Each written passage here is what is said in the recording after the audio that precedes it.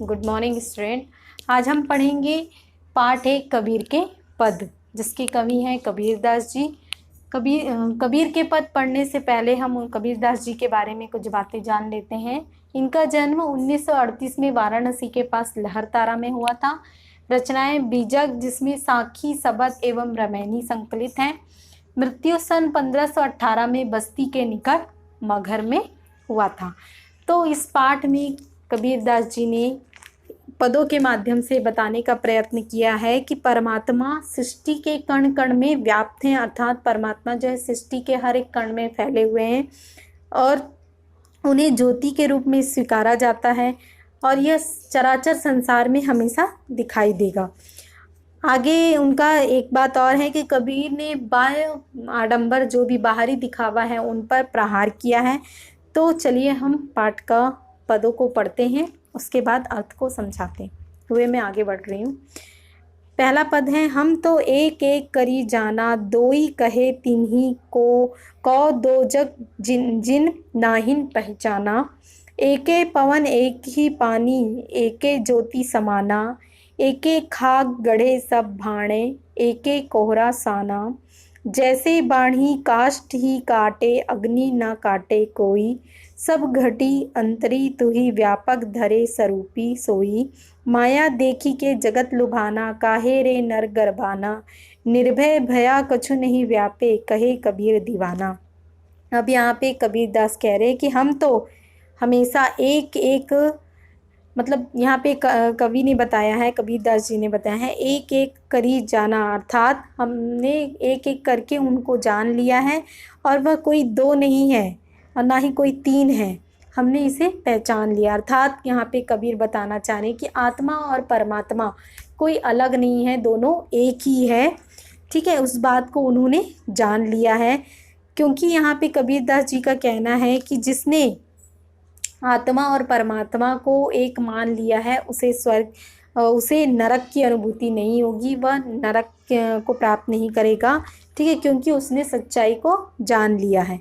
आगे कबीरदास जी कहते हैं कि यह चराचर जगत में सभी को यह बातें सभी जानते हैं कि इस संसार में प्रभु के द्वारा यानी ईश्वर के द्वारा ही सभी को एके पवने, एक अर्थात एक ही समान की वायु, एक ही समान की जल, एक ही समान का प्रकाश सभी को प्राप्त होता है। ऐसा तो नहीं कि भारत में अलग प्रकाश का है और दूसरे जगह पे अलग प्रकाश है, ऐसा नहीं है, सभी को पानी समान रूप से मिलता है।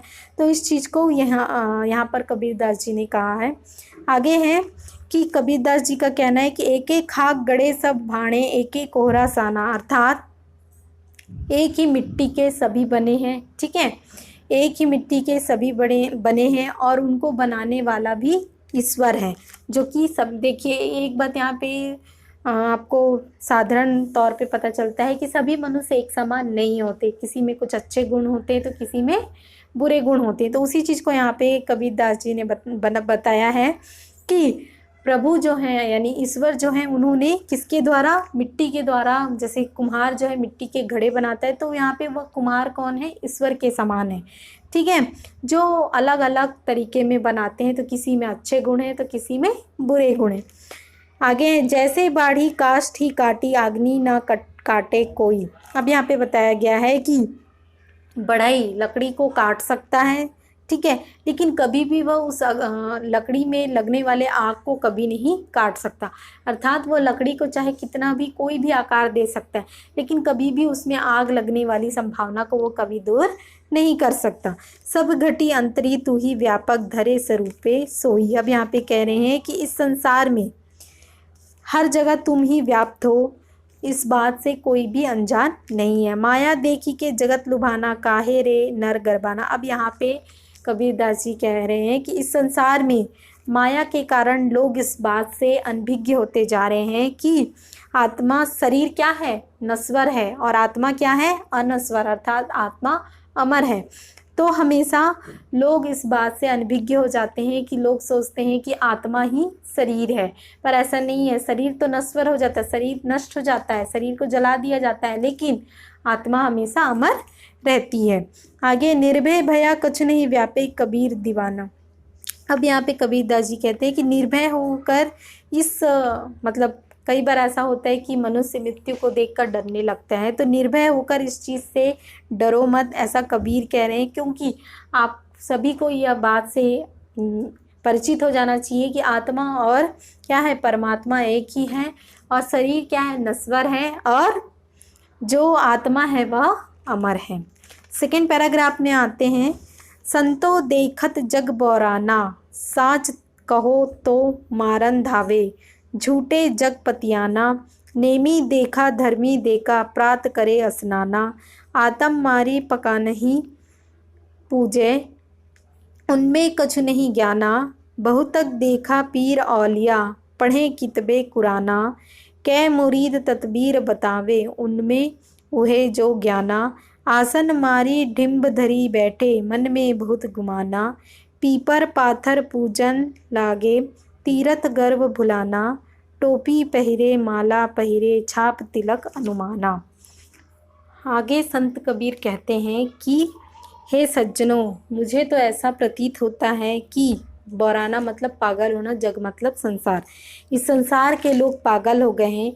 क्योंकि साच कहो तो साच मतलब सच्चाई, तो सच्चाई कहने पर अर्थात किसी भी बात को सच कहने पर क्या करते हैं, मारने को दौड़ते हैं, और झूठे को अगर झूठ बताया जाए तो क्या करते हैं, खुश होते हैं। अर्थात अगर हम जो बात, ये बात तो आपने देखा होगा कि आप किसी की झूठी तारीफ करते हैं तो वे लोग प्रसन्न हो जाते हैं, लेकिन अगर आप कहेंगे कि आप में ये कमी है तो लोग बाग क्या होते हैं, आपसे नाराज़ हो जाते हैं।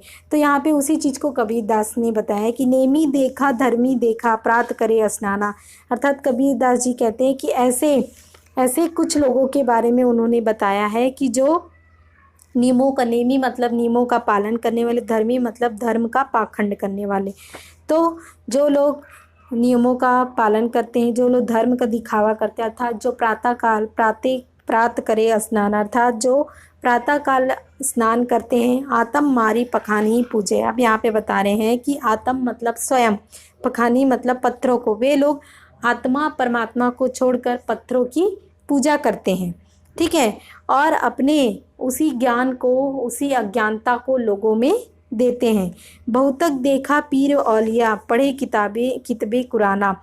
बहुत से ऐसे लोगों को मैंने देखा जिन्होंने बहुत सारी क्या कर लिए, पीर औलिया मतलब धर्म गुरु और संत ज्ञानी, अर्थात बहुत से ऐसे धर्म गुरु और संत ज्ञानी जिन्होंने कुरान शरीफ जो मुसलमानों का धार्मिक ग्रंथ है उसके बारे में बहुत कुछ पढ़ लिया और अपने बहुत से शिष्य बना लिए, और वही ज्ञान को, अपने अधूरे ज्ञान को ही अपने शिष्यों में बांट रहे हैं।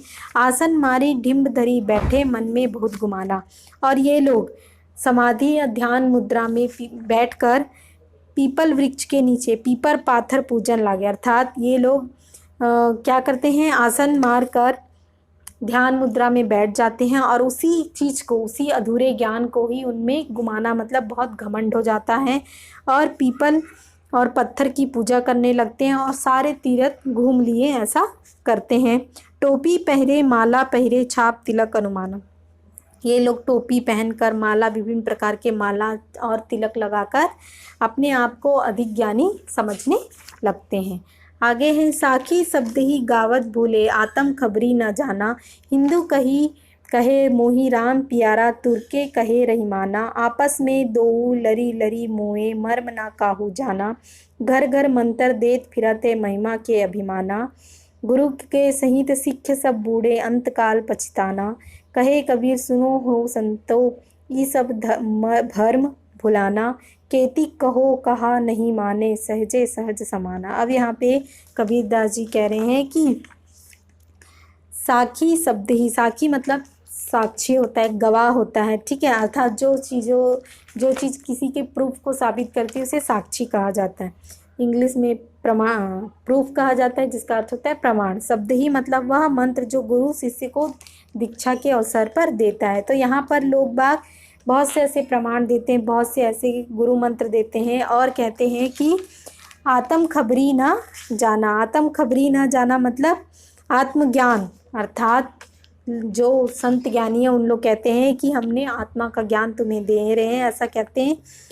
और आगे कबीर कहते हैं कि हिंदू कहते हैं कि राम हमें प्यारा है, और मुस्लिम कहते हैं कि रहीम प्यारे हैं, और आपस में दोनों लड़ते हैं, झगड़ते हैं, ठीक है, लेकिन कोई भी इस मर्म को नहीं समझ पाता कि सभी एक हैं। घर घर मंत्र देत फिरते महिमा के अभिमान, अर्थात माया के वशीभूत होकर अभिमान से भरे ये लोग घर घर जाकर मंत्र देते हैं। गुरु सही सिख सब बूढ़े, अर्थात गुरु अपने बहुत सारे शिष्य बनाते हैं और उन्हें पीछे लेकर बहुत सारा ज्ञान बांटते हैं। कहे कबीर सुनो हो संतो ये सब भ्रम भुलाना, अर्थात कबीरदास जी कहते हैं कि हे संतो, ये सब भ्रम को भुलाकर आप इस चीज़ को जान ले कि ईश्वर सहज साधना से मिलते हैं, ना कि ऊपरी दिखावे से। अर्थात कबीरदास जी का कहना है कि बाह्य आडंबरों को छोड़कर ईश्वर हर कण कण में व्याप्त है, तो आप ईश्वर को सहज साधना से प्राप्त कर सकते, ना कि बाहरी दिखावे से। आगे हम प्रश्न अभ्यास में आते हैं। कबीर की दृष्टि में ईश्वर एक है, इसके समर्थन में उन्होंने क्या तर्क दिए। कबीर की दृष्टि में ईश्वर एक है, उन्होंने इसके तर्क में कहा कि सभी जगह एक ही समान की वायु है, एक ही समान का जल है, ठीक है, तो और एक ही समान का प्रकाश व्याप्त है, ये तर्क उन्होंने दिया था। मानव शरीर का निर्माण किन पंच तत्वों से हुआ है। मानव शरीर का निर्माण 5 तत्वों से हुआ है, जल, अग्नि, आकाश, वायु और मिट्टी। जैसे बाढ़ी काष्ठी काटे, आग्नि ना काटे कोई, सब घटी अंतरी तू ही व्यापक, धरे स्वरूपे सोई। इसके आधार पर बताइए कि कबीर की दृष्टि में ईश्वर का क्या स्वरूप है। अब यहाँ पे कबीरदास जी कह रहे हैं कि जिस प्रकार बढ़ई लकड़ी को काट सकता है, लेकिन उसमें लगने वाली अग्नि को वह कभी भी रोक नहीं सकता, तो उसी प्रकार यहाँ पर कबीरदास जी का कहना है कि जो लकड़ी है वह क्या है, लकड़ी है जो कि नश्वर है, अर्थात लकड़ी को शरीर के समान बताया है, और अग्नि को नश्वर, अग्नि को यहाँ पर कबीरदास जी ने बताया है कि जो अनश्वर, अर्थात जो कभी नष्ट नहीं होने वाली, अर्थात आत्मा के समान बताया है। कबीर ने अपने को दीवाना क्यों कहा है। कबीर ने अपने को दीवाना इसलिए कहा है क्योंकि वह ईश्वर भक्ति में लीन है, सच्ची श्रद्धा एवं समर्पण की भावना उनमें है। कबीर ने ऐसा क्यों कहा है कि संसार बौरा गया है। कबीर ने ऐसा इसलिए कहा है क्योंकि संसार बौरा गया है, क्योंकि आज के समय में अगर हम किसी को सच्ची बातें बताएंगे तो वह इंसान बुरा मानने लगता है, ठीक है, अगर हम उसके बारे में झूठा बोलेंगे तो वह इंसान खुश होने लगता है, अर्थात झूठी तारीफ करने से इंसान खुश होने लगते हैं। नेक्स्ट है, कबीर ने नियम और धर्म का पालन करने वाले लोगों की किन कमियों की ओर संकेत किया है। कबीर ने नियम और धर्म का पालन करने वाले लोगों की ओर संकेत दिया है कि वे लोग सच्चाई से अनभिज्ञ होते जा रहे, अर्थात आपस में लड़ रहे हैं, लेकिन ये नहीं जान रहे हैं कि ईश्वर एक है और उसे सिर्फ सहज भावना से ही, सहज साधना से ही प्राप्त किया जा सकता है। अज्ञानी गुरुओं की शरण में जाने पर शिष्यों की क्या गति होती है। अज्ञानी गुरुओं की शरण में जाने पर शिष्यों की विनाश की गति होती है, अर्थात वह विनाश की ओर अग्रसर होते हैं। बाह्य आडंबरों की अपेक्षा स्वयं को पहचानने की बात किन पंक्तियों में कही गई है। अब यहाँ पे पंक्तियाँ हैं, नेमी देखा धर्मी देखा, प्रात करे स्नाना, आत्म मारी पकान ही पूजे, उनमें कुछ नहीं जाना। तो इन शब्दों के माध्यम से कबीर ने बाह्य आडंबरों की ओर व्यंग किया है। ठीक है, थैंक यू।